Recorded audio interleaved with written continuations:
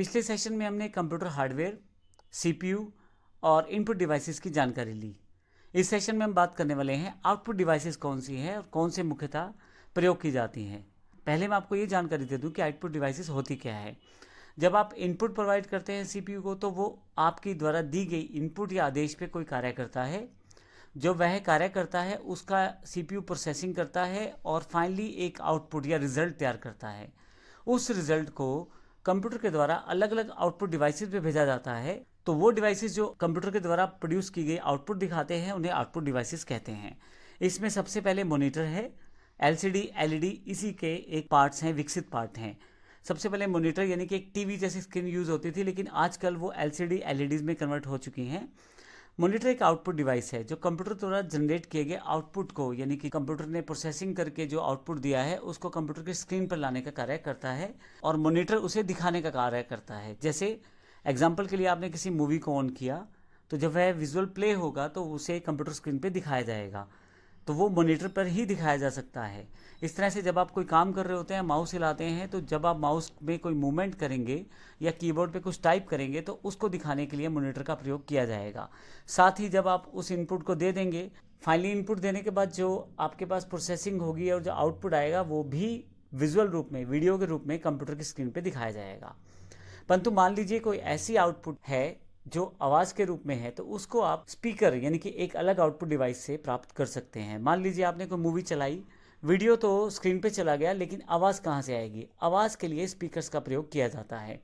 आपको गाने सुनने हैं या कंप्यूटर में कोई कार्य कर रहे हैं तो उन सब एक्टिविटीज़ में कुछ साउंड्स जुड़ी रहती हैं। जब आप कोई बटन दबाएंगे या कुछ गलत बटन दबाएंगे या कुछ गलत हो रहा होगा या कुछ सही हो रहा होगा, कोई टास्क कंप्लीट होगी, तो उन सबको एक साउंड के साथ रिफ्लेक्ट किया जाता है। तो साउंड से रिलेटेड कोई भी आउटपुट जो है वो आपको स्पीकर्स एक आउटपुट डिवाइस के रूप में प्राप्त करवाते हैं। फाइनली एक प्रोजेक्टर हमारे पास है। प्रोजेक्टर का यूज़ इमेजेस या वीडियोस को बड़ी स्क्रीन पे दिखाने के लिए या प्रोजेक्शन स्क्रीन पे दिखाने के लिए किया जाता है। ये बिल्कुल एक मॉनिटर जैसा है। आप इसकी तार को सीपीयू के साथ जोड़े तो जो भी सीपीयू प्रोसेसिंग कर रहा है उसकी जो आउटपुट है वो बजाय मॉनिटर के या एलसीडी एलईडी के प्रोजेक्टर पे ट्रांसफ़र कर दी जाएगी और आप इसको बड़ी स्क्रीन पे देख सकते हैं। फ़र्क सिर्फ यही रहेगा कि अगर आप एलईडी एलसीडी का प्रयोग कर रहे थे तो छोटी स्क्रीन थी, जबकि प्रोजेक्टर में कुछ अपनी फ्लेक्सिबिलिटीज़ हैं, बड़ी स्क्रीन पर दिखाना, बड़ा बड़ा करके दिखाना चीज़ों को, वो एक बेनिफिट प्रोजेक्टर से मिल जाता है। इसके अलावा अगर हम बात करें आउटपुट की, तो प्रिंटर एक इम्पोर्टेंट पार्ट रहता है आउटपुट में। प्रिंटर जो है एक आउटपुट डिवाइस है और यह जो आप कार्य करते हैं कंप्यूटर के, उसको प्रिंट आउट के रूप में लेने में सहायता करता है। मान लीजिए आपने कोई लेटर टाइप किया, आपने कोई एक्सेल का शीट बनाया, आपने कोई कार्य करके छोड़ा, उन सबको आप प्रिंटर के द्वारा प्राप्त कर सकते हैं। जिसमें आप पेपर का प्रयोग करेंगे, आप अपने पेपर को अपने प्रिंटर में सेट करें और यहाँ कंप्यूटर से कमांड दें, तो आपके द्वारा दिया गया आउटपुट प्रिंटर के द्वारा पेपर पे प्रिंट कर दिया जाएगा और आप उसे हार्ड कॉपी में प्राप्त कर लेंगे। उदाहरण के लिए बायोडाटा है, आपने एक बायोडाटा टाइप कर दिया कंप्यूटर में।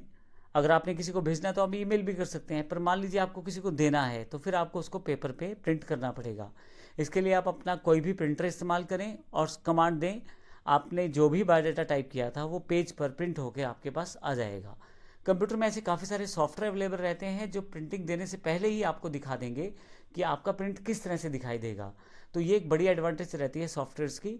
तो प्रिंटर में जब प्रिंट दे दिया जाता है तो फिर आपके पास हार्ड कॉपी में वो अवेलेबल हो जाता है।